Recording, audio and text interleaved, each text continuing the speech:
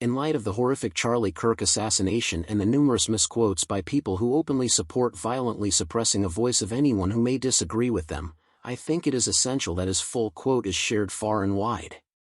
We are in an age of moral warfare and have to contend with both government and media suppression and censorship. Charlie Kirk said, "So, I'm a big Second Amendment fan, but I think most politicians are cowards when it comes to defending why we have a Second Amendment. This is why I would not be a good politician, or maybe I would, I don't know, because I actually speak my mind. The Second Amendment is not about hunting. I love hunting. The Second Amendment is not even about personal defense. That is important. The Second Amendment is there, God forbid, so that you can defend yourself against a tyrannical government. And if that talk scares you, wow, that's radical, Charlie, I don't know about that, well then, you have not really read any of the literature of our founding fathers. Number 2, you've not read any 20th century history. You're just living in Narnia. By the way, if you're actually living in Narnia, you would be wiser than wherever you're living, because C.S. Lewis was really smart. So I don't know what alternative universe you're living in. You just don't want to face reality that governments tend to get tyrannical and that if people need an ability to protect themselves and their communities and their families.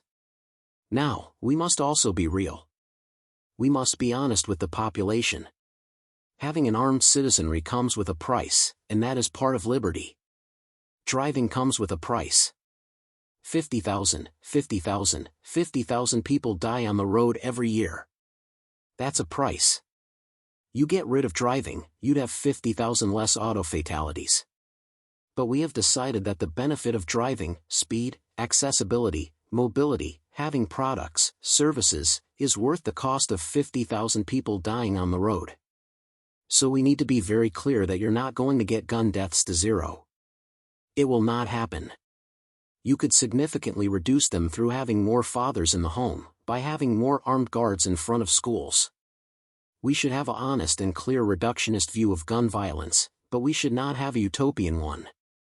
You will never live in a society when you have an armed citizenry and you won't have a single gun death. That is nonsense. It's drivel. But I think it's worth it.